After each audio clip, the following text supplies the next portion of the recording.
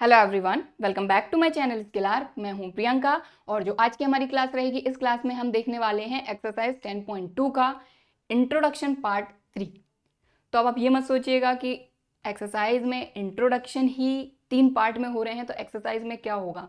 तो एक्सरसाइज बहुत आसान लगने वाली है आपको अगर ये तीनों इंट्रोडक्शन जो हैं, इनके जो सारे कॉन्सेप्ट हैं, ये आप अच्छे तरीके से समझ लेते हैं तो ठीक है। तो अगर ये तीनों इंट्रोडक्शन आप समझ लेंगे तो एक्सरसाइज आप खुद से बना लेंगे। हालांकि एक्सरसाइज भी मैं आपको कराऊंगी ताकि अगर आप कहीं पर भी अटकते हैं तो सॉल्यूशन आपके पास रहे और आप वहां से सॉल्यूशन को देख सकें कि कहां पर क्या दिक्कत है। ठीक है, तो इसीलिए तीनों इंट्रोडक्शन जो है एक्सरसाइज 10.2 के, इनको अच्छे से समझना है और सारे कॉन्सेप्ट हमको अच्छे से करना है। ठीक है, तो क्लास स्टार्ट करेंगे। बाकी जो इंट्रोडक्शन पार्ट 2 है, इसकी लिंक आपको ऊपर मिल जाएगी। बाकी डिस्क्रिप्शन बॉक्स में तो लिंक मेंशन है ही, तो वहां से आप कोई भी चैप्टर आसानी के साथ देख सकते हैं। ठीक है, तो आज की क्लास हम स्टार्ट करेंगे। सबसे पहले हम समझने वाले हैं वेक्टर ज्वाइनिंग 2 पॉइंट्स। तो देखिए, अभी तक हमने समझा कि अगर दो वेक्टर हमको दी जा रही हैं तो हम उनको कैसे ऐड करेंगे। फिर उनका कंपोनेंट फॉर्म पढ़ा हमने सेकंड पार्ट में कि अगर कंपोनेंट फॉर्म में दी जा रही हैं तो कैसे ऐड करेंगे, कैसे सब्ट्रैक्ट करेंगे, ये सारी चीजें हमने समझी। अब अगर ऐसे ही हमको कोई 2 पॉइंट दे दिए जाते हैं, ठीक है, अगर कोई 2 पॉइंट दे दिए जाते हैं तो उन दोनों पॉइंट को ज्वाइन करने पर जो भी वेक्टर है वो हम कैसे फाइंड करेंगे। वेक्टर ज्वाइनिंग 2 पॉइंट, समझ में आ रही है बात? ठीक है, तो समझते हैं। तो लेट सपोज कि हमारे पास 2 पॉइंट है। ठीक है, वी हैव 2 पॉइंट्स। हमने 2 पॉइंट ले लिए, P1 ले लिया जिसके कोऑर्डिनेट है x1, y1, z1, और दूसरा पॉइंट ले लिया हमने P2 जिसके कोऑर्डिनेट है x2, y2 और z2। समझ में आ रही बात? और देखिए यहां पर अपना ट्राइंगल लॉ लगेगा, इसलिए जरूरी है कि 10.2 का इंट्रोडक्शन पार्ट 1 क्लियर होना चाहिए। तो बात वही है कि सारी चीजें जुड़ी हुई हैं। अगर एक भी चीज समझ में नहीं आई, एक भी चीज हमने स्किप करी, तो यहां पर आगे का कॉन्सेप्ट सब गायब हो जाएगा। ठीक है, इसलिए हालांकि प्लेलिस्ट है, तो प्लेलिस्ट के थ्रू अगर आप पढ़ेंगे तो सारे कॉन्सेप्ट आपको लाइन से मिल जाएंगे। ठीक है, चलिए। तो देखिए, ये तो हो गए हमारे 2 पॉइंट। ठीक है, तो हमने इस तरीके से ये बनाया हमारा एक्स एक्सिस, ये हमारा बनाया वाई एक्सिस, थोड़ा सा टेढ़ा बन गया है, और ये बन गया हमारा जेड एक्सिस। ठीक है, एक्स, ये y और ये z, और ये तो अपना ओरिजिन है ही। अब यहाँ पर हमने कोई पॉइंट लिया, यहाँ पर P1।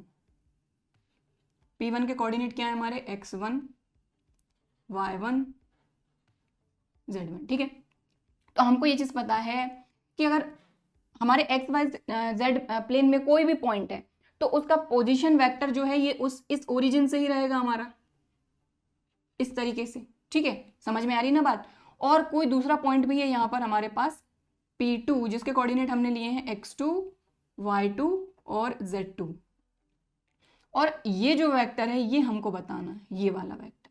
ठीक, ध्यान से समझिएगा। अभी भले चाहे तो इसको हटा दीजिए, अभी सिर्फ हम क्या कर रहे हैं, सिर्फ हम देख रहे हैं कि हमारे पास एक पॉइंट P1 है, एक पॉइंट P2 है, और हमको P1 P2 वेक्टर जो है वो अगर बताना है तो हम कैसे बताएंगे। ठीक है, तो यहां पर भी वही पोजीशन वेक्टर काम में आएगा जो कि हमने एक्सरसाइज 10.1 के इंट्रोडक्शन में पढ़ा था।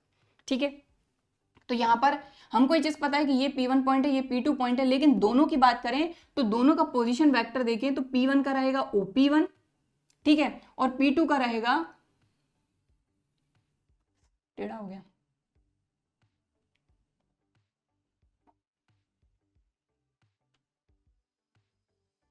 OP2। थोड़ा सा डायरेक्शन में दूर दूर बना रही हूं ताकि आपको क्लियर दिख सके। ठीक है, तो यहां पर हमको ये चीज पता है कि जो P1 पॉइंट है, यहां पर लिखते हैं position vector of point P1। P1 point का पोजीशन वेक्टर किसके रिस्पेक्ट में रहेगा? ओरिजिन O की, तो OP1 हो जाएगा, OP1 वेक्टर। समझ में आ गई बात?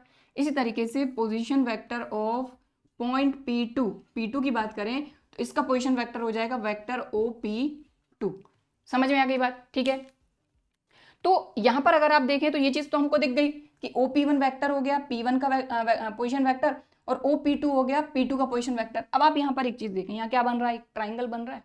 तो क्या यहां पर हम ट्राइंगल लॉ नहीं लगा सकते? हमको क्या फाइंड करना है? P1 P2, ये जो दोनों पॉइंट हैं, इन दोनों पॉइंट का vector. Vector joining two points, अगर इन दोनों पॉइंट को हम ज्वाइन करते हैं उससे जो भी वेक्टर बनेगा उस वेक्टर को हमको बताना है। तो कैसे बताएंगे? तो हमको ये चीज तो पता है, ये तो हमने कॉन्सेप्ट लगा दिया। और ट्राइंगल OP1P2 में, in triangle OP1P2 by triangle law of vector addition,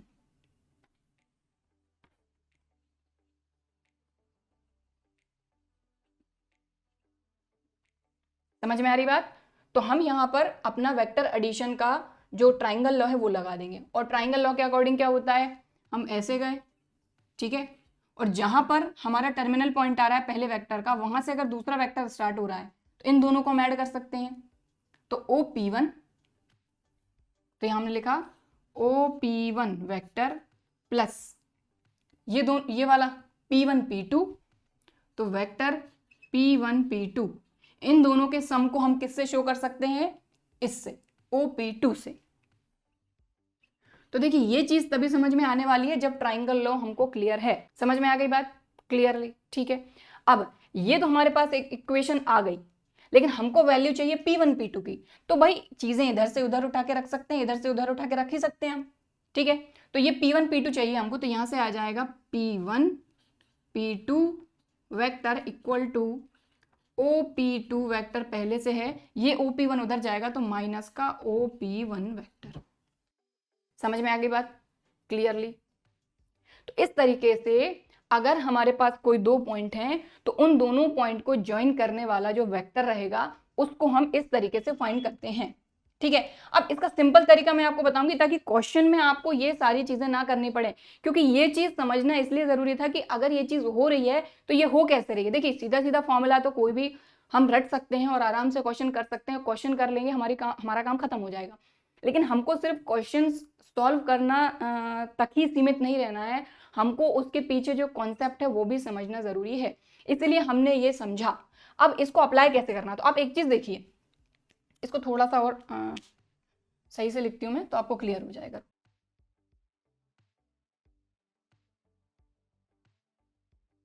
देखिए ये OP1 उस तरफ गया तो माइनस का हो गया ना, ठीक है। तो अगर कोई भी वेक्टर हमको दिया जाता है, यहां तो P1P2 है, क्वेश्चन में हमारा तो A भी हो सकता है ना, हो सकता है कि नहीं?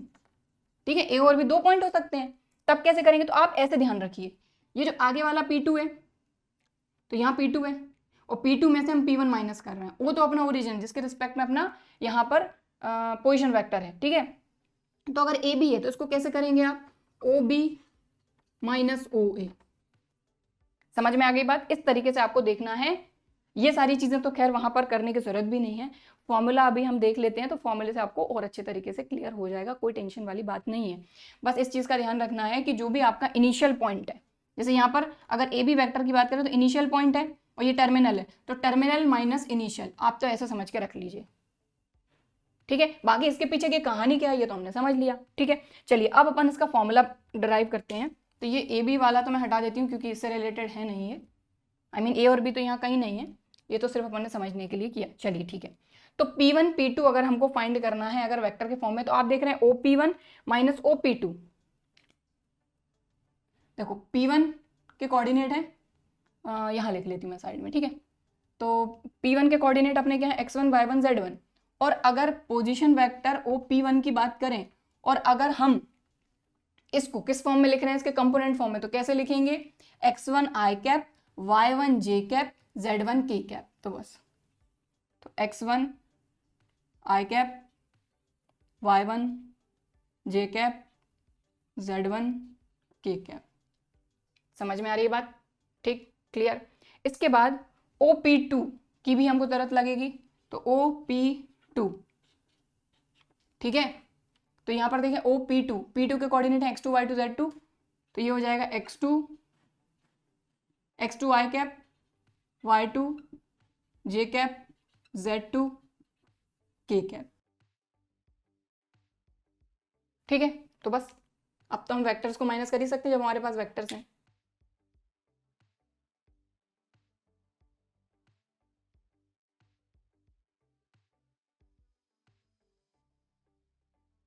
समझ में आ गई बात?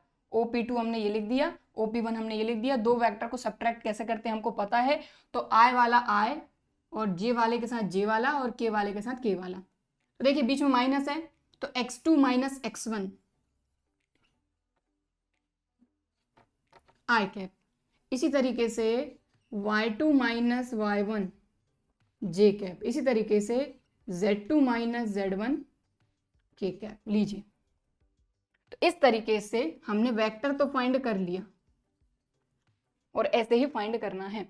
तो यहीं के ही मैं थोड़ा सा आपको समझा देती हूँ कि मान लीजिए हमारे पास दो पॉइंट दिए हैं, ए दिया है 1 2 3, बी दिया है 3 4 5, ठीक है। और आपको बोला जाता है कि इन पॉइंट को ज्वाइन करने पे जो वेक्टर है उस वेक्टर को फाइंड करिए। तो आप कैसे करेंगे, तो वही मैं आपको बता रही हूँ। आप क्या करिए, हमने देखा ए बी वेक्टर की बात करें अगर हम, तो ये कैसे आएगा, बी से स्टार्ट करना है, ध्यान दीजिए, बी माइनस ए करना है, तो बी माइनस ए, तो 3 माइनस 1 2 आई के प्लस 4 माइनस 2 4 माइनस 2, और देखिए x, ये x, तो x में से x माइनस होगा, y में से y और z में से z, ठीक।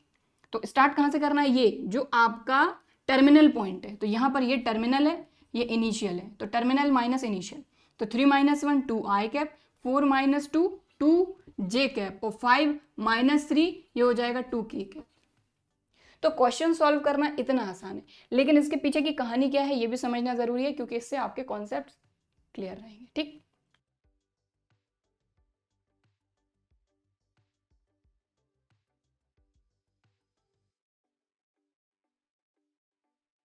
तो ये लीजिए, इस तरीके से आप देखो, वही तो बात है, x2 minus x1, y2 minus y1, z2 minus z1, बाकी इसके साथ x के साथ i कैप, y के साथ j कैप, z के साथ k कैप, दैट्स इट। तो इस तरीके से हम दो पॉइंट्स अगर हमको दिए हैं तो उनको ज्वाइन करने पे जो वेक्टर हमको मिलेगा हम इस तरीके से फाइंड कर सकते हैं। अब मान लीजिए इसी वेक्टर का अगर हमको क्या फाइंड करना है, मैग्नीट्यूड फाइंड करना है, तो कैसे फाइंड करेंगे, magnitude of vector p1 p2,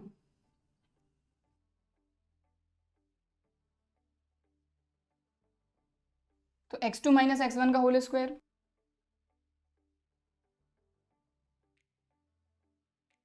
plus y2 minus y1 का होल स्क्वायर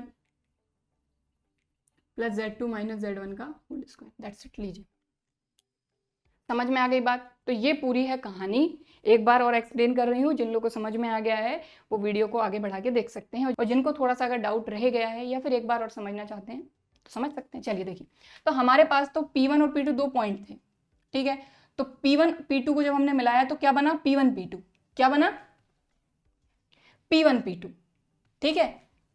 तो ठीक है, मतलब वेक्टर बना P1 P2 यानी P2 की डायरेक्शन में, ठीक है।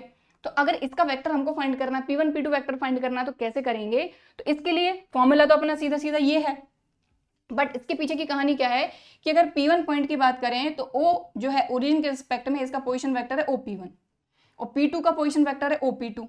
तो उसी से हमने यहाँ पर लिखा कि OP1 अपना पोजीशन वेक्टर हो गया P1 का और OP2 पोजीशन वेक्टर हो गया P2 का। तो फिर हमने क्या किया, इन दोनों वेक्टर को यहाँ पर फाइंड कर लिया, ठीक है। वेक्टर कैसे फाइंड करते हैं ये हम ऑलरेडी सीख चुके हैं पिछले वीडियो में कंपोनेंट फॉर्म में, ठीक है।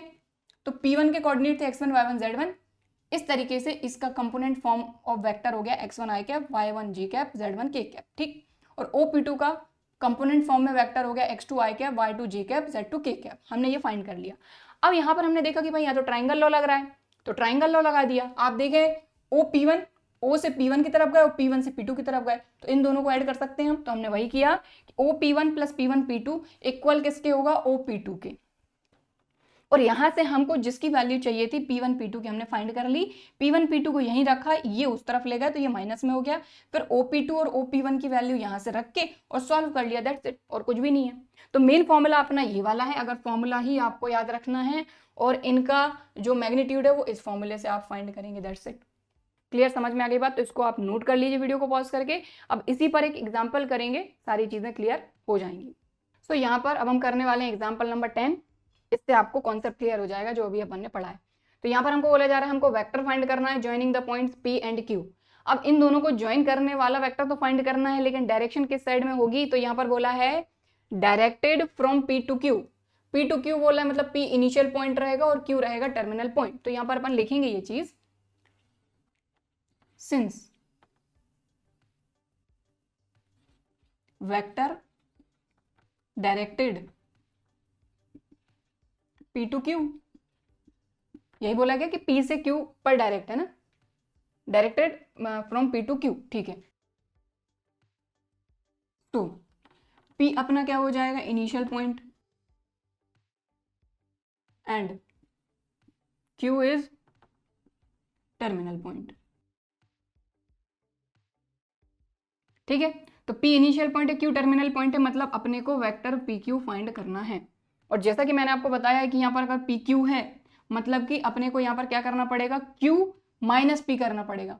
तो यहाँ पर आपको वेक्टर्स फाइंड करके और फिर जरूरत नहीं है, सीधा सीधा जब अपने पास फॉर्मूला है कि x2, देखिए P के कोऑर्डिनेट क्या है 2 3 0 और Q के कोऑर्डिनेट क्या है -1 -2 -4, तो ये हो जाएगा आपका x1 y1 z1, ये हो जाएगा आपका x2 y2 और z2। तो सीधे सीधा फॉर्मूला लगाना है, जो फॉर्मूला अभी अपन ने डिराइव किया है। यहाँ पर अपन लिखेंगे x2 माइनस x1, तो x2 माइनस x1 मतलब कि -1 में से अपन 2 को माइनस कर रहे हैं, तो x2 minus x1 I cap plus y2 minus y1, तो y2 माइनस y1 मतलब कि -2 में से 3 को माइनस कर रहे हैं j cap, plus z2 minus z1 यानी -4 में से 0 को माइनस कर रहे हैं तो -4 k कैप। इस तरीके से आपको अपना PQ वेक्टर मिल जाएगा। तो -2 -1 -3 I cap -5 j cap -4 k cap, तो ये आ गया आपका vector joining 2 points P and Q। अगर अब यहाँ पर तो इतना नहीं पूछा गया था, अगर मान लो आपसे क्या पूछा जाता, इसका मैग्नीट्यूड भी पूछ लिया जाता, तो मैग्नीट्यूड ऐसे फाइंड कर दो, मैग्नीट्यूड तो फाइंड करते आपको आता ही है। तो ये हो जाएगा 3 3 9 5 5 25 4 4 16, तो 16 और 9 25 और 25 ये हो जाएगा आपका 50, तो ये आ जाएगा 5√2। क्लियर, ठीक, खत्म हो गई बात। तो ये हो गया आपका एग्जाम्पल नंबर 10 कंप्लीट। तो ये अपने से नहीं पूछा है तो अपन इसको यहाँ पर नहीं लिखेंगे, ठीक है। सो यहाँ पर अब आ गया सेक्शन फॉर्मूला। तो सेक्शन फॉर्मूला वेक्टर में भी है, तो सेक्शन फॉर्मूला ऑलरेडी अपन पढ़ चुके हैं, तो यहाँ पर भी एक्सटर्नली और इंटरनली दोनों पढ़ना है अपने को। तो इंटरनली में क्या होता है कि भाई आपके पास एक कोई लाइन सेगमेंट है, ये AB, इसको कोई C पॉइंट यहाँ पर इंटरसेक्ट कर रहा है, m:n रेशियो में डिवाइड कर रहा है मतलब, ठीक है। m:n ले लेते हैं या फिर m1 × m2 ले लेते हैं, तो कुछ भी ले सकते हैं, कोई दिक्कत वाली बात नहीं है, वो तो अपने फॉर्मूले की बात है, चाहे तो m1 m2 ले लो या फिर mn ले लो, चलो ठीक है। तो फॉर्मूला क्या हो जाता है अपना, तो इसके कोऑर्डिनेट है मान लीजिए x1 y1 और इसके कोऑर्डिनेट है x2 y2, ठीक है। तो ये क्या हो जाएगा अपना m x2 plus n x1 upon m plus n, ठीक है।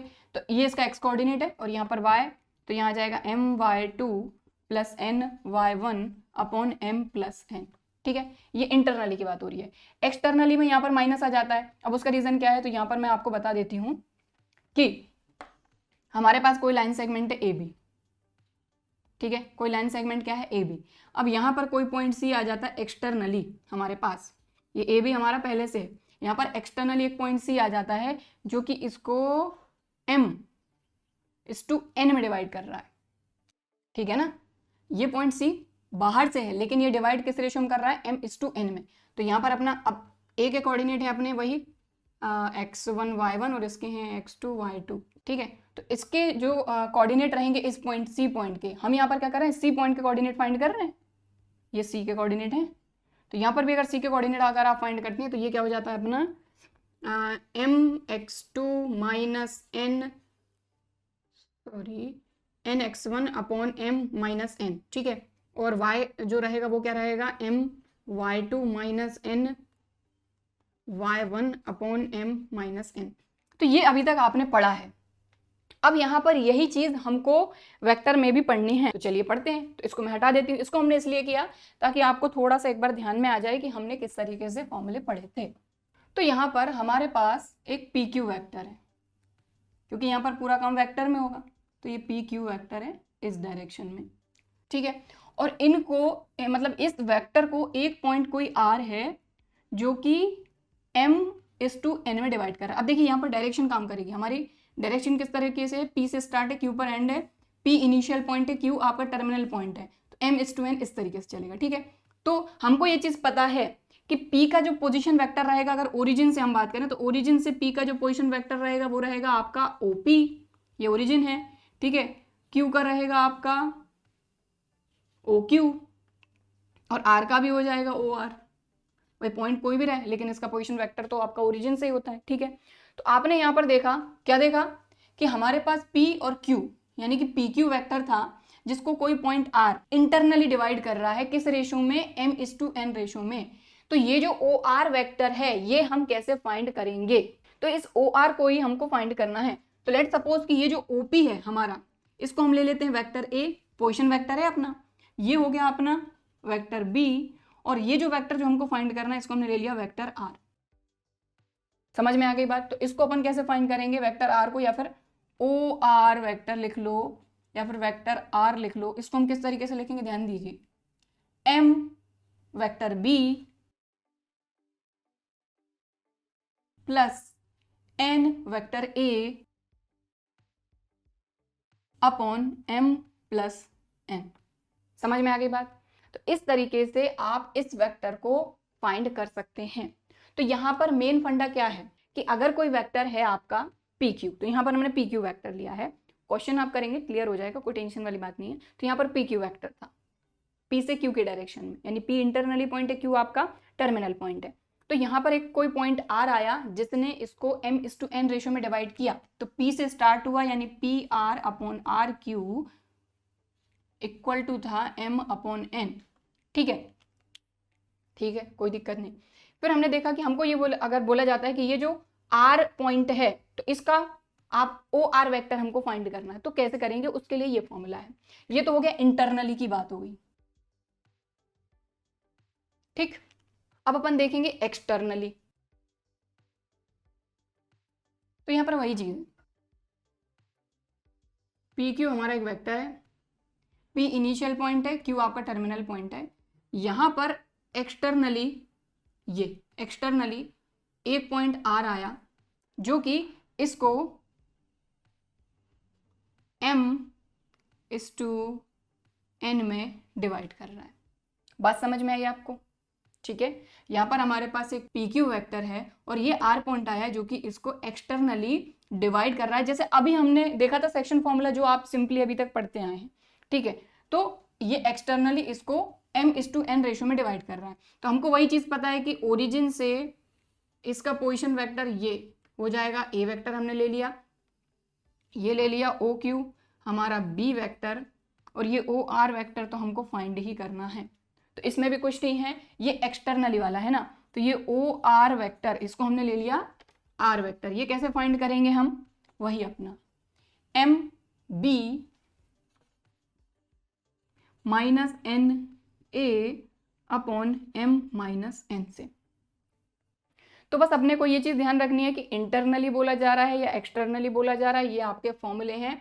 इस तरीके से आप सेक्शन फॉर्मूला लगा के ये सारी चीजें फाइंड कर सकते हैं। एग्जाम्पल करेंगे तो आपको क्लियर हो जाएगा। तो ये अभी हुई दो चीजें।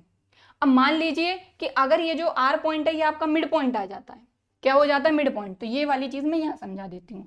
ये हो गई अपनी पहली चीज, ये हो गई अपनी दूसरी चीज एक्सटर्नली वाली। ठीक है, लेकिन अगर R जो है ये मिड पॉइंट होता है, mid point of vector PQ, तो उस कंडीशन में सीधा फॉर्मूला देखिए, अगर इसमें भी आप अप्लाई करेंगे तब भी आपको वही मिलना है। तो ये जो OR वेक्टर है या फिर वेक्टर R, ये हो जाएगा vector A plus vector B upon 2, क्योंकि देखिए जब मिड पॉइंट है मतलब वो दोनों पार्ट इक्वल है, यानी 1/1 यानी 1:1 में डिवाइड करेगा।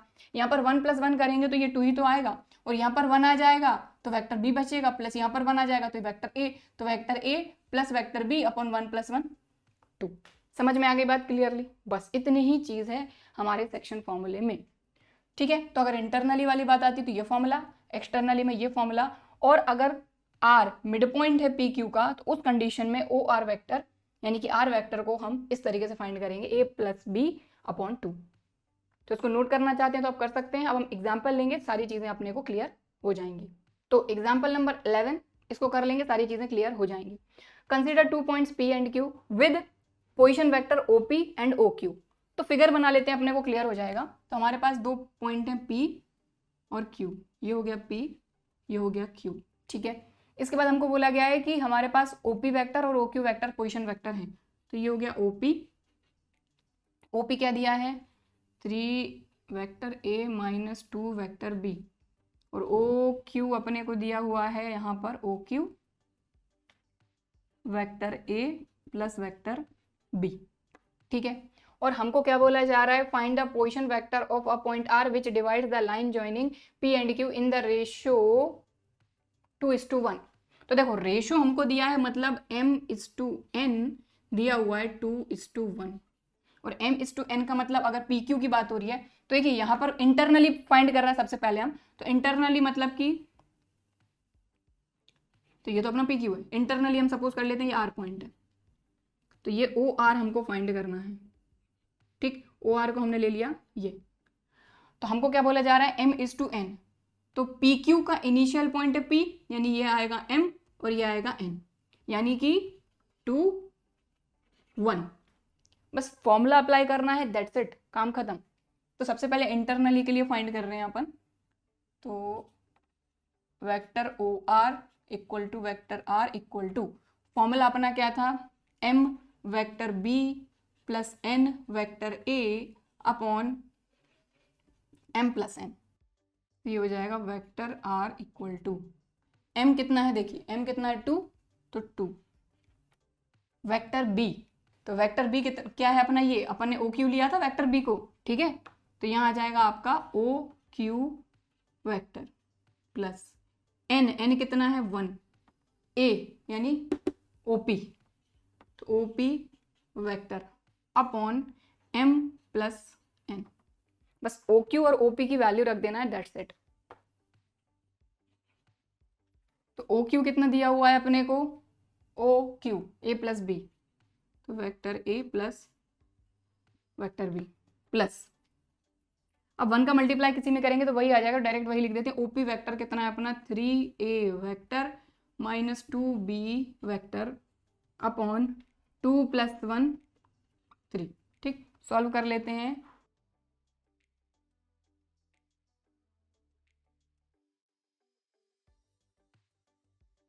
तो देखिए इसके अंदर मल्टीप्लाई किया तो 2A vector plus 2B vector, भाई स्केलर का किसी वेक्टर में मल्टीप्लाई ऐसे ही करते हैं, और 3A 2B as it is, 2A 3A 5A 2B ये हो गए कैंसिल, खत्म, अपॉन 3, तो ये आ गया 5 वेक्टर A अपॉन 3, अपना आ गया ये पॉइंट R का पोजीशन वेक्टर, ठीक, क्लियर। तो ये हो गया इंटरनली की बात हुई। अब सेकंड अपन एक्सटर्नली फाइंड कर रहे हैं, तो इसमें भी कुछ नहीं है, फिगर अपन बना लेते हैं लगेगा तो, बाकी अगर इंटरनली फाइंड कर लिया तो एक्सटर्नली में क्या करना है आपको, कुछ भी नहीं करना है। OR वेक्टर फाइंड कर रहे हैं हम, इसमें क्या आ जाएगा आपका M vector OQ minus N vector OP upon M minus N, बस। तो OQ वेक्टर M का मल्टीप्लाई, तो M अपना कितना है 2, और OQ वेक्टर कितना है अपना vector A plus vector B, बीच में माइनस लगाया, N अपना 1 है, OP वेक्टर ये हो जाएगा आपका 3A vector minus 2B vector upon 2 minus 1, तो 2 माइनस 1 1, ठीक है ना भाई, M 2 है N 1 है, 2 माइनस 1 1, इसको सॉल्व कर लेंगे तो ये हो जाएगा 2A vector plus 2B vector minus 3A vector minus minus plus 2B vector, और अपॉन में 1 का तो कोई मतलब नहीं है, तो 2A minus 3A minus A vector और 2B 4B वेक्टर, तो चाहे तो इसको लिख सकते हैं 4B vector minus A vector, लीजिए खत्म, ठीक, क्लियर। तो ये हो गया आपका एग्जाम्पल नंबर 11 कंप्लीट। सो यहाँ पर एग्जाम्पल नंबर 12 में हमको पॉइंट A दिया है, B दिया है, C दिया है, और हमको ये बोला जा रहा है कि ये तीनों वर्टिसेस हैं राइट एंगल ट्राइंगल के, ये आप शो करिए। तो अगर हमको ये शो करना है तो इन तीनों की जो साइड्स हैं उसी से हमको पता चल पाएगा कि ये राइट एंगल ट्राइंगल है या नहीं, क्योंकि राइट एंगल ट्राइंगल की जो प्रॉपर्टी है, यानी कि उसमें जो पाइथागोरस थ्योरम लगती है उसके अकॉर्डिंग क्या होता है कि वन साइड का स्क्वायर अदर टू साइड के स्क्वायर के सम के इक्वल होता है, ठीक है। तो सबसे पहले तो हमको तीनों साइड पता करनी होंगी अगर राइट एंगल ट्राइंगल बन रहा है तो, इस तरीके से, समझ में आ रही बात? अगर ये ए है, ये बी है, ये सी है, तो हमको सबसे पहले ए बी फाइंड करना होगा, बी सी फाइंड करना होगा, ए सी फाइंड करना होगा, उसके बाद ही हमारा काम बन पाएगा। तो अभी हमने ये कॉन्सेप्ट पढ़ा है कि वेक्टर ज्वाइनिंग 2 पॉइंट्स, उस कॉन्सेप्ट का यहाँ पर यूज होगा। तो हमको यहाँ पर खुद से देखना होगा कि कहाँ पर हम कौन सा कॉन्सेप्ट लगा सकते हैं। तो सबसे पहले तो हम ए बी वैक्टर फाइंड करेंगे। कौन सा वेक्टर? ए बी वेक्टर, मतलब इन दोनों का यूज हो रहा है। अब यहाँ पर इनिशियल पॉइंट है ए, टर्मिनल पॉइंट है बी, मतलब बी में से ए को माइनस करेंगे। ठीक है, तो चलिए करते हैं। तो बी में से ए माइनस कर रहे हैं अपन, है ना। तो आई में से आई, मतलब आई वाले टर्म में से आई वाला टर्म, जे में से जे और के वाले में से के। तो बी में से ए माइनस कर रहे हैं, ध्यान दीजिएगा, बी में से ए। तो देखिए आई के मल्टीप्लाई में क्या है? कुछ नहीं है, तो 1 है, तो 1 माइनस 2 आई कैप। जे की बात करते हैं तो -3 में से -1 को माइनस करेंगे। तो देखिए यहाँ लगाया प्लस, -3 में से हम माइनस कर रहे हैं -1 को, तो यहाँ +1 हो जाएगा।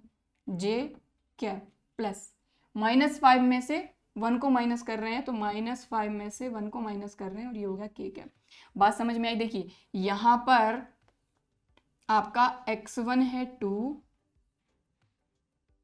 y1 है -1 और z1 है 1। समझ में आ रही बात? यहाँ i के मल्टीप्लाई में 2 है, यहाँ j के मल्टीप्लाई में -1 है और k के मल्टीप्लाई में 1 है। अब b की बात कर रहे हैं, सिर्फ अभी हम a और b की बात कर रहे हैं और किसी की बात नहीं कर रहे हैं। और b की बात करें तो ये हो जाएगा x2 y2 z2, और x1 y1 x2 y2 ये हम किस बेस पे लेते हैं कि a हमारा इनिशियल पॉइंट है, b टर्मिनल पॉइंट है। तो इनिशियल पॉइंट में हम लेंगे x1 y1 z1, terminal point में लेंगे x2 y2 z2। तो यहाँ पर i के मल्टीप्लाई में क्या है? 1, यहाँ पर j के मल्टीप्लाई में है -3 और k के मल्टीप्लाई में है -5। तो बस यही किया हमने, 1 में से 2 को माइनस किया, -3 में से -1 को माइनस किया तो +1 हो जाएगा, -5 में से 1 को माइनस किया, दैट्स इट। ठीक है, समझ में आ गई बात?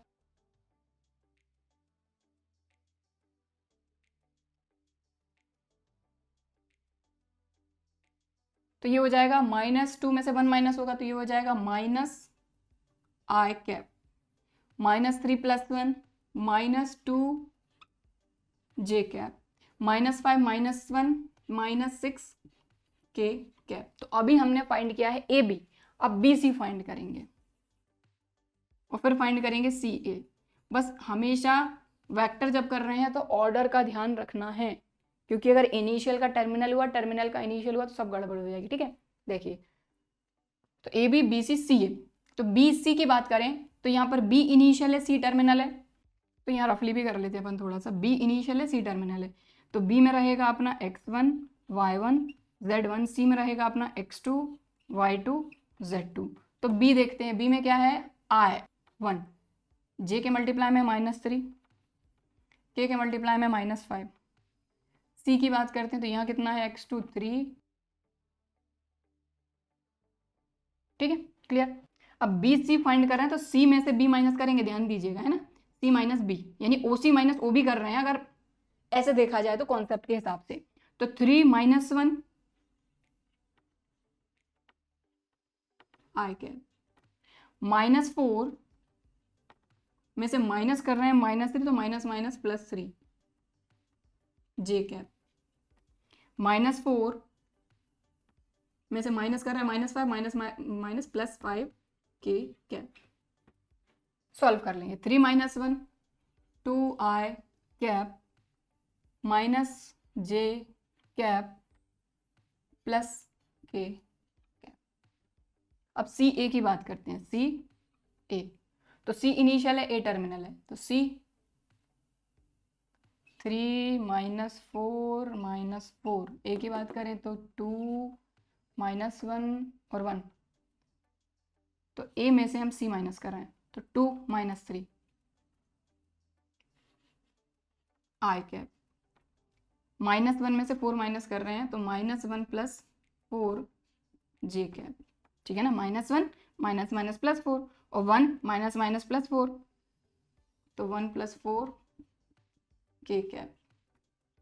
तो ये हो जाएगा आपका -i cap plus 3 J cap plus 5 के कैप। अब जो वेक्टर्स हमको मिली हैं उन वेक्टर से तो हम डायरेक्ट नहीं बता सकते, लेकिन अगर वेक्टर का मैग्नीट्यूड पता चल जाए, यानी कि उसकी लेंथ पता चल जाए, ठीक है, क्योंकि है तो ये साइड, मतलब है तो ये अपने किसी भी ट्राइंगल की साइड्स के वर्टिसेस, तो हमको अगर लेंथ पता चल जाए तो हमारा काम बन जाएगा। तो यहाँ पर magnitude of A B find करेंगे, तो इसका मैग्नीट्यूड फाइंड कर रहे हैं अपन। तो यहाँ पर क्या है, -1 -2 -6।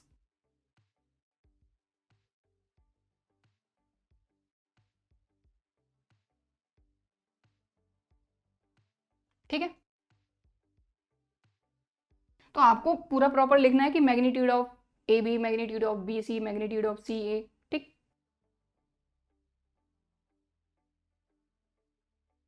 ये हो गया। ठीक है, अब बी सी का फाइंड करेंगे।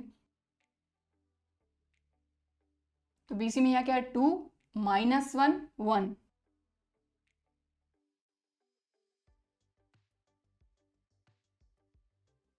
अब सी ए,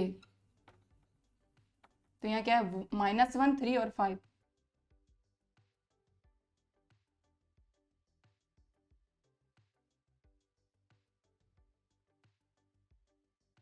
तो ये तो हमने फाइंड किया मैग्नीट्यूड। अगर अब इनका स्क्वायर भी कर देते हैं यहीं के यहीं, तो एक काम करिए, यहाँ पर हम कर देते हैं स्क्वायर, मैग्नीट्यूड का स्क्वायर।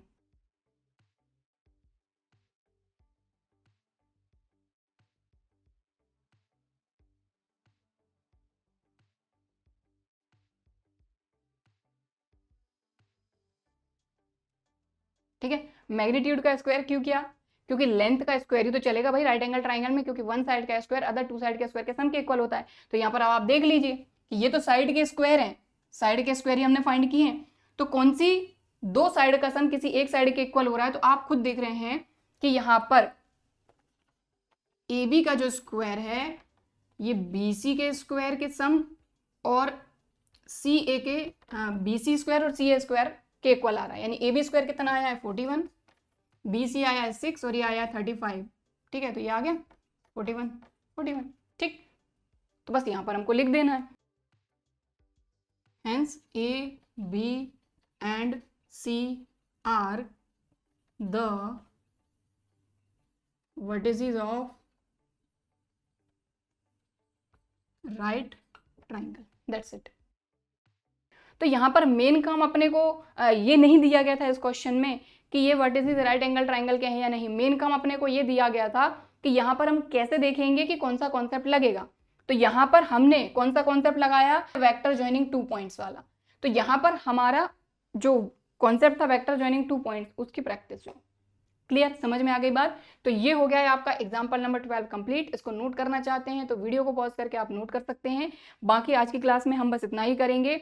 आज की क्लास में सबसे पहले तो हमने वेक्टर ज्वाइनिंग 2 पॉइंट्स ये कॉन्सेप्ट समझा, ठीक है। इसके अलावा सेक्शन फॉर्मूला समझा। सेक्शन फॉर्मूले में भी हमने इंटरनली, एक्सटर्नली और अगर कोई पॉइंट जो है पी क्यू वैक्टर का मिड पॉइंट है तो उस कंडीशन में किस तरीके से हमको फॉर्मूला लगाना है वो भी हमने देखा, एग्जाम्पल भी कर लिए, ठीक है। सो आई होप कि आज की क्लास में हमने जो कॉन्सेप्ट समझे हैं, जो एग्जाम्पल किए हैं, ये आपको अच्छी तरीके से समझ में आए होंगे। वीडियो भी पसंद आया होगा। वीडियो पसंद आया है तो लाइक ज़रूर करिए, और अगर अभी तक चैनल को सब्सक्राइब नहीं किया है तो इसी तरह के और वीडियोज़ के लिए चैनल को सब्सक्राइब ज़रूर करिए। चलिए फिर मिलते हैं अगले वीडियो में, तब तक के लिए बाय एंड थैंक यू।